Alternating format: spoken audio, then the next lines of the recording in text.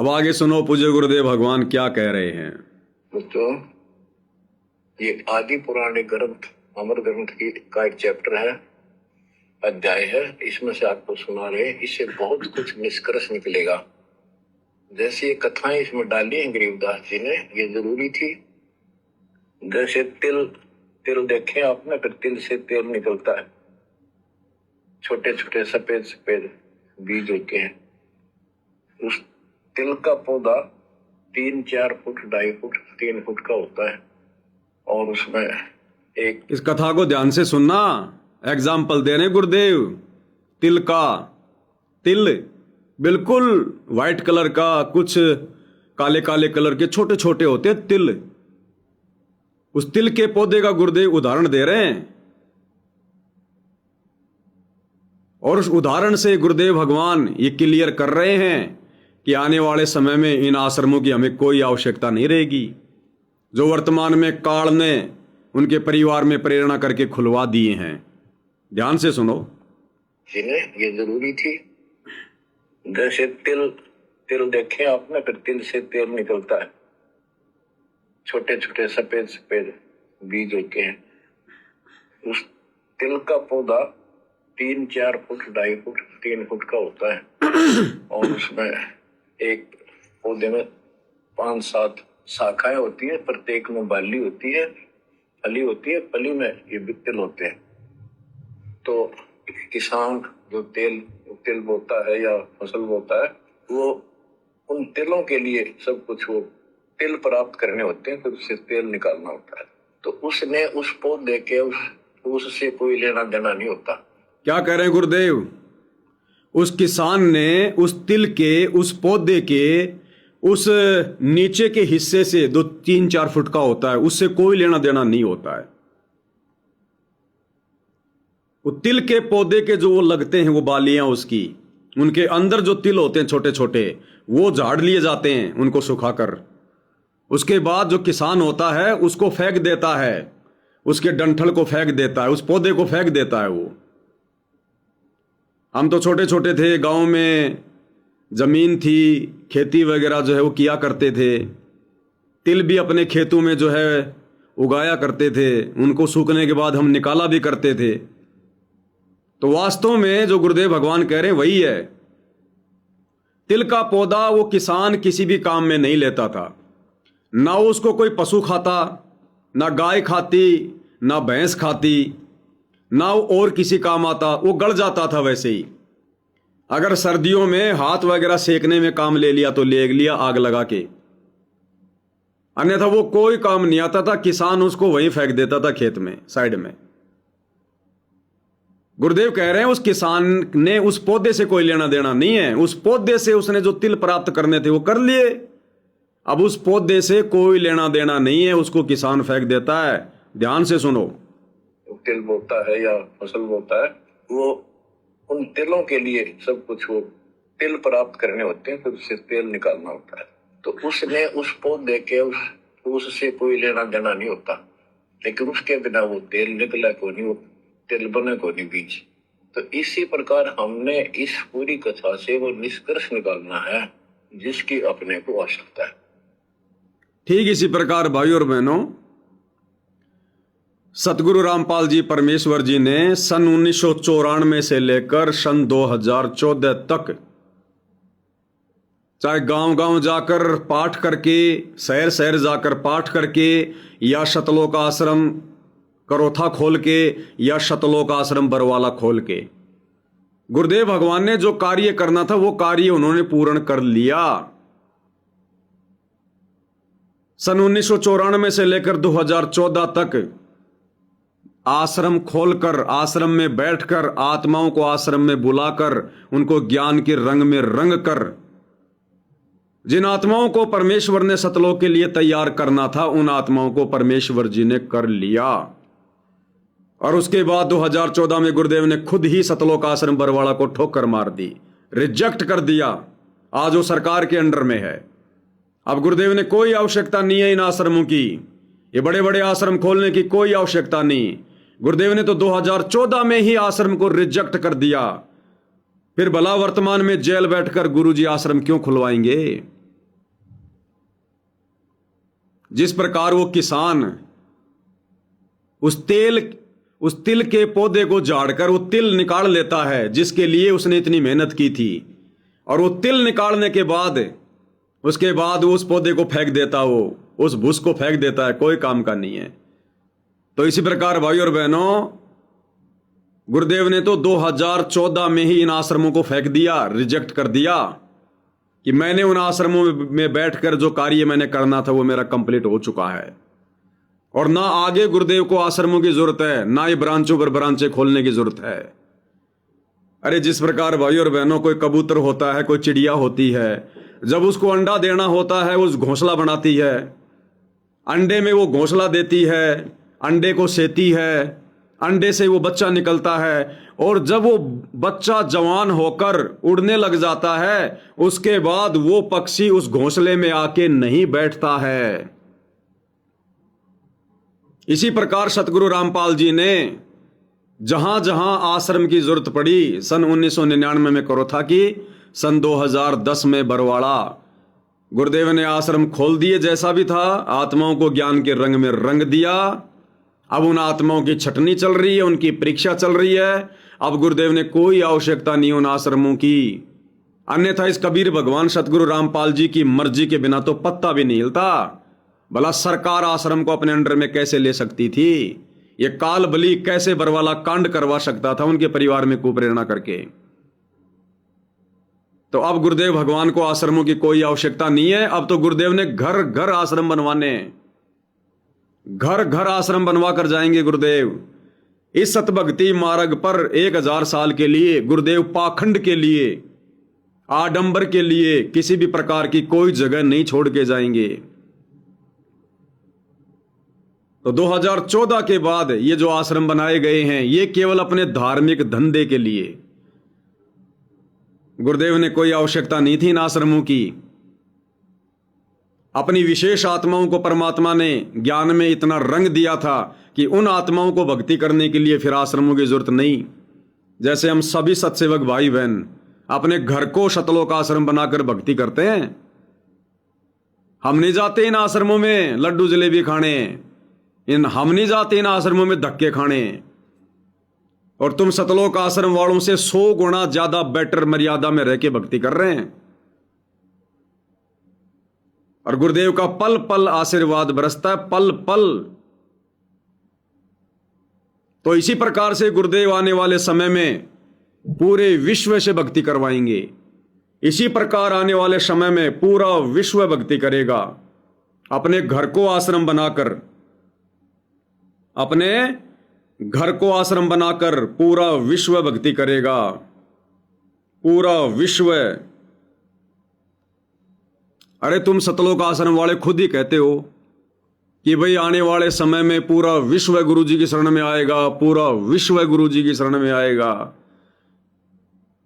अरे पूरे विश्व का मतलब है हर व्यक्ति, हर स्त्री, हर गांव, हर नगर, हर मोहल्ला। जब घर घर में भगत होंगे, गांव गांव में भगत होंगे, नगर नगर में भगत होंगे, तो फिर आश्रमों में जाने की जरूरत क्या पड़ेगी? हर जगह तो भगत ही भगत हैं। किसी भी गांव में किसी भी दिन बैठ के परमात्मा की चर्चा कर लेंगे, परमात्मा की महिमा कर लेंगे, परमात्मा जी को भोग लगा लेंगे। पूरा विश्व एक आश्रम में तो आ नहीं सकता, और ना गुरु जी पूरे विश्व को एक ही आश्रम के अंदर बुलाएंगे। परमात्मा ने तो ज्ञान आधार से भक्ति करवानी है। तुमने खोल दिए जगह जगह 11-12 आश्रम, और भी खोलने में लगे हुए हो। कल को हिसार जेल से गुरु जी आएंगे तो किसी एक ही आश्रम में तो बैठेंगे, किसी एक ही आश्रम में तो बैठ के सत्संग करेंगे। फिर बाकी आश्रम क्यों? अरे फिर बाकी आश्रमों का क्या करेंगे जब गुरु जी एक ही आश्रम में बैठ के भक्ति करेंगे? तुम कहोगे हम उन आश्रमों में एलईडी से सत्संग चलाएंगे, जब गुरु जी लाइव आएंगे एक ही आश्रम में बैठ के, फिर हम उन आश्रमों में भी चलाएंगे। फिर आश्रमों में जाकर सत्संग सुनने की जरूरत क्या है? जब गुरु जी लाइव आएंगे, टीवी चैनल पे सत्संग आएंगे, तो सबके घर में टीवी है, सबके हाथ में मोबाइल है, अपने घर पर ही बैठे बैठे सुन लेंगे। अरे जब गुरु जी टीवी पर आएंगे, जैसे वर्तमान में साधना टीवी पे सत्संग चल रहा है, तो साधना टीवी पर सत्संग सुनने के लिए लोग इन आश्रमों में जा रहे हैं क्या? आश्रमों में तो साधना टीवी वाला सत्संग को जो है वो चलाया भी नहीं जाता है, सब अपने घर पे बैठ के सुन रहे हैं। तो आने वाले समय में तो गुरुदेव ने कहा कि हर टीवी चैनल पर हमारे सत्संग चलेंगे। जब हर टीवी चैनल पर सत्संग चलेंगे तो आश्रमों का क्या मतलब रह गया? लोग अपने घर पर ही बैठकर सुनेंगे। और गुरुजी यदि मोबाइल से लाइव आएंगे किसी एक जगह बैठकर, तो सब अपने घर पर बैठे बैठे गुरुजी का लाइव चलाएंगे, जैसे वर्तमान में सभी भाई बहन दास के साथ में लाइव जुड़े हुए हैं। तो मुझे यह बता दो, इन आश्रमों की जरूरत क्या पड़ेगी जो आश्रम तुम लोगों ने खोल दिए हैं। इसलिए आने वाले समय में दुनिया तुम शतलोक आश्रमों से बड़ा मंद बुद्धि व्यक्ति किसी को भी नहीं समझेगी। बच्चे बच्चे को पता चल जाएगा कि यह शतलोक आश्रम सतगुरु रामपाल जी के परिवार की नालायकी का नतीजा है। इन लोगों ने केवल अपने धार्मिक धंधे के लिए ये जगह जगह आश्रम खोल दिए। संतों का, भक्तों का मेहनत का पैसा इन्होंने इस प्रकार से पत्थरों में बर्बाद करवाया। ये कबीर भगवान का मार्ग है। इस परमात्मा को पता है कि मैंने अपनी गैर हाजिरी में इस मार्ग को हजारों साल कैसे चलाना है। तुम लोगों ने तो मात्र 11 साल में इस मिशन की हत्या कर दी, हत्या।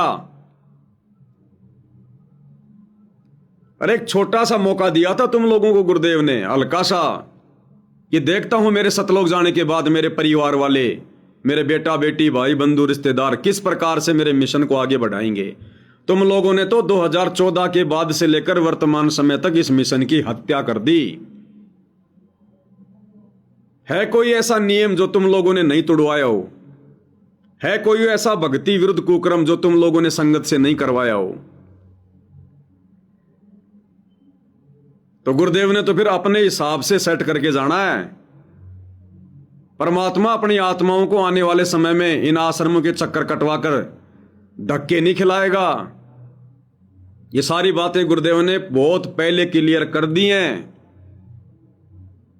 क्या कह रहे हैं गुरुदेव भगवान कि आने वाले समय में घर घर आश्रम होगा, घर घर में ज्ञान होगा, घर घर में डीवीडी होगी, घर घर में नाम होगा।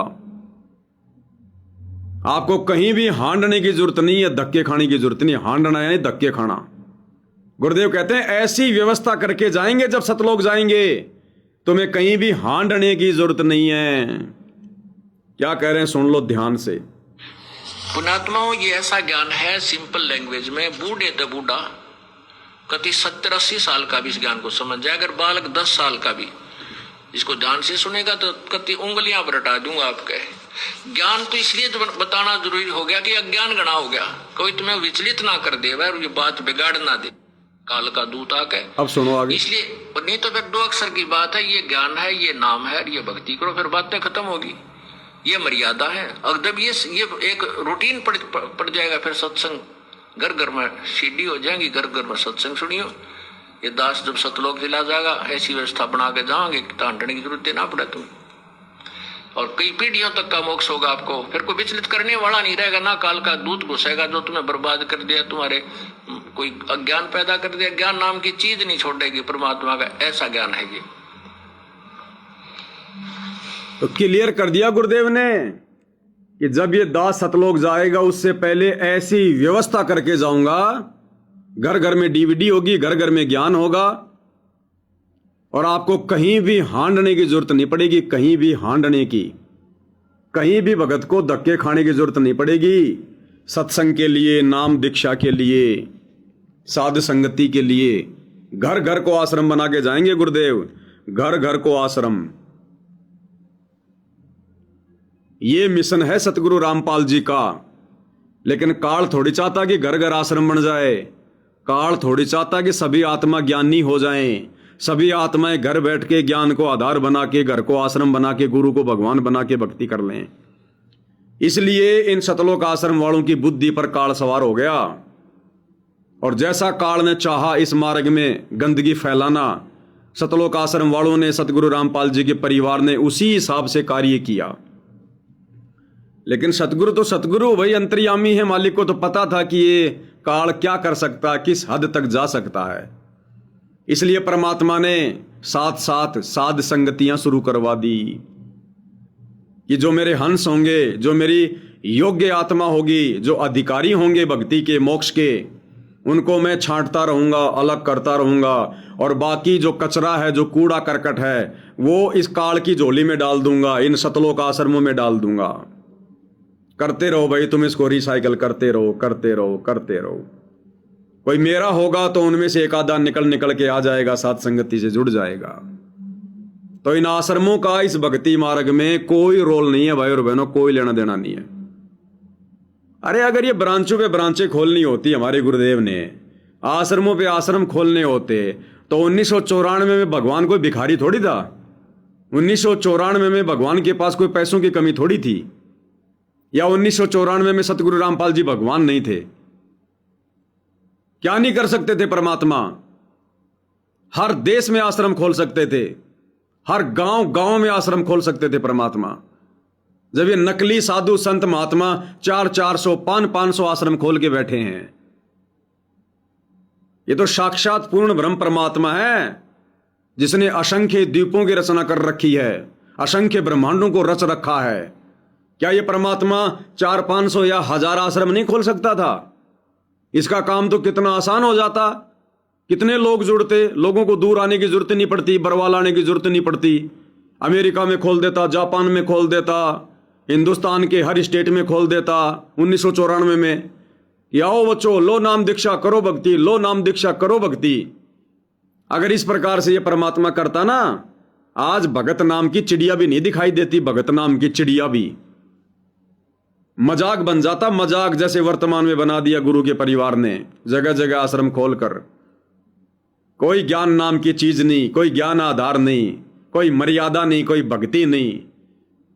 टोटल भांडगिरी शुरू कर रखी है, टोटल भांडगिरी। खाना पीना इनका मूल मंत्र बन गया, लड्डू जलेबी बर्फी, लड्डू जलेबी बर्फी। अरे अनंत युगों की भूख मिटा रहे हो क्या? मिटानी थी आत्मा की भूख, मिटा रहे हैं अपने शरीर की भूख। तो ये गुरु का मिशन नहीं है जगह जगह आश्रम खोलना, गांव गांव में आश्रम खोलना। गुरु का मिशन है भगत के घर को आश्रम बनाना, ज्ञान आधार से भगत को तैयार करना। तो जब आने वाले समय में गांव गांव में भगत होंगे, घर घर में भगत होंगे, हर तरफ भगत ही भगत होंगे, बताओ फिर आश्रम में जाकर मत्था कौन मारेगा? वो आश्रम में जाएगा, इतने में तो 2-2.5 घंटे अपने घर पे बैठ के सत्संग सुन लेगा। आने जाने का समय बच गया, किराया बच गया, फालतू की परेशानी से बच गया।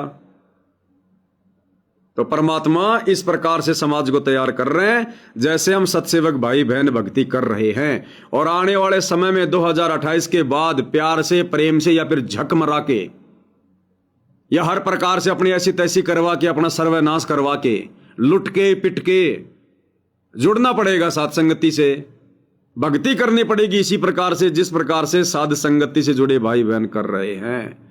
दूसरा तरीका गुरुदेव ने नहीं छोड़ा, दूसरा कोई ऑप्शन नहीं है। ये 4 दिन चाहे तुम कितने फुदक लो, कितने अपने कर्म फोड़ लो, लेकिन गुरु का मिशन यही है, गुरु का मार्ग यही है, साध संगति, दूसरा नहीं है।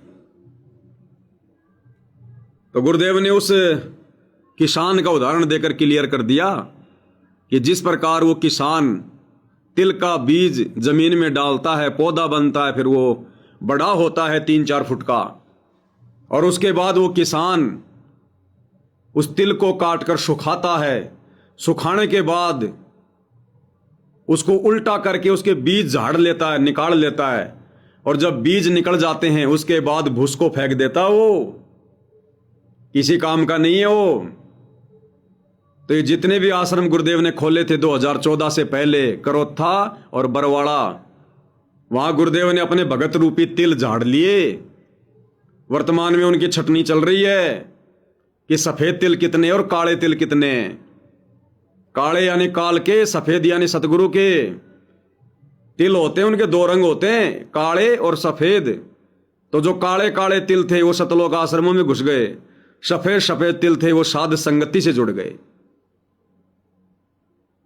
और गुरुदेव ने अब फेंक दिया उन आश्रमों को, हट आउट, ये पत्थर हमारे किस काम के? कोई काम के नहीं। तो ये है गुरु का मिशन।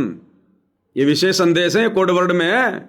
गुरु उदाहरण देंगे कहां और समझाना चाहेंगे क्या।